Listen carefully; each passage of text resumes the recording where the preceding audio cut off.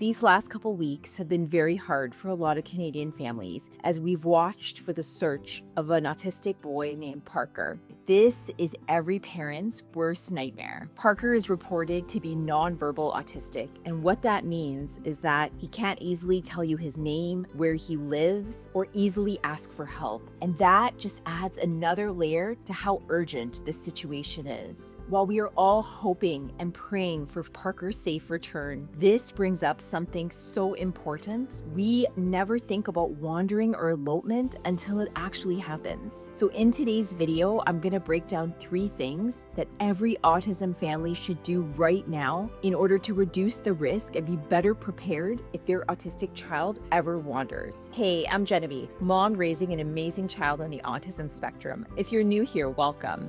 Here on this channel, we talk about real-life autism struggles, evidence-based strategies that you can use, and tools to help you in your everyday life to feel more confident raising an autistic child. If this is the type of support you're looking for, hit that subscribe button.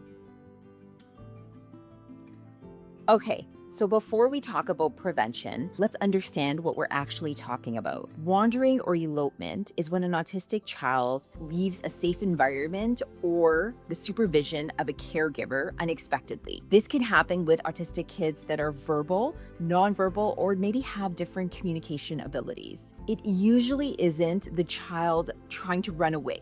That's a big misconception. The child is usually seeing something they find interesting, maybe trying to get away from a loud noise, a crowd, or something that's really overwhelmed them, maybe a sound. Maybe the child remembers a familiar routine that they want to go through, or they're looking for their favorite place, or they're drawn to water, their favorite park, or a road. The issue is that a lot of the times in these situations, that strong curiosity or strong interest overrides their awareness of any surrounding danger. Here's the biggest mistake a lot of autism families make is that we think that it will never happen to us. But the reality is that when it happens really quickly. The goal is not to live in fear. The goal is to put layers of protection in place before you ever need them. The first step is knowing where your child is if they leave. A lot of parents will ask, should I buy an AirTag? An AirTag actually is not a typical GPS tracker. It relies on nearby Apple devices in order to update its location. So it can work really well in populated areas like cities and urban dwellings, but it's less reliable in more rural locations or where Apple devices are limited. This is maybe one layer of protection, but shouldn't be your whole safety plan. Other options families may consider including are GPS watches or other tracking devices, medical alert bracelets, shoe tags, putting emergency contact information on clothing, as well as always having a photo of your child on your phone readily available. For children that are non-speaking or non-verbal, this becomes especially important because they may not necessarily be able to tell someone their name, where they live, or any contact information to get them home safely. But here's the thing, a tracker only works once your child has already left. The next step is about preventing that moment from actually happening.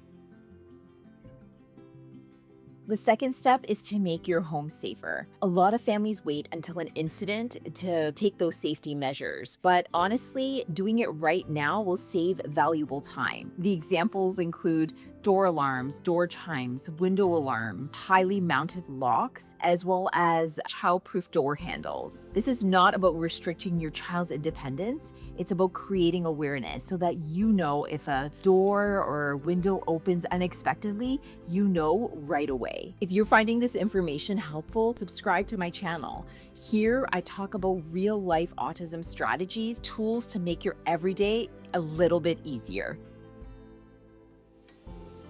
The third step is creating a plan. A lot of families will have a fire escape plan, but we don't have a wandering or elopement plan in case our autistic child decides to wander. Ask yourself, if your child walked out their door right now, who would call 911? Who would search for your child? Where would your child most likely go? What are their favorite places?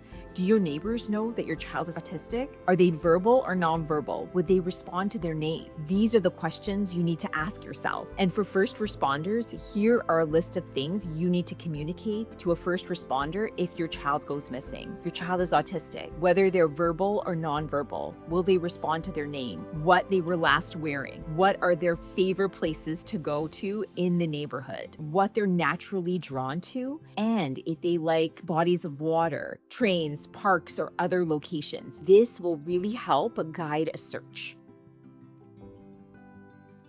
If your child uses AAC, PECs, gestures, or other ways to communicate, you need to have those tools readily available as much as possible. And if your child is verbal, teach them ways that they can communicate if they're ever lost. I am lost. I need help. I need my parent. Every child will communicate differently. The goal is not perfection. The goal is to give your child ways to connect with people around them if they find themselves in a situation that's not ideal. Parker's story has just been absolutely heartbreaking, not only for many Canadian families, but especially for autism families and autism moms. And while we can't remove every risk, we can prepare. The best time to come up with a safety plan isn't after an incident happens. It's today. It's right now, before anything ever happens. If this video has helped you think about one thing you can do to make your child a little safer, share it with another family that may benefit from it today. And I just want you to know that you're not alone in this, and neither is your child.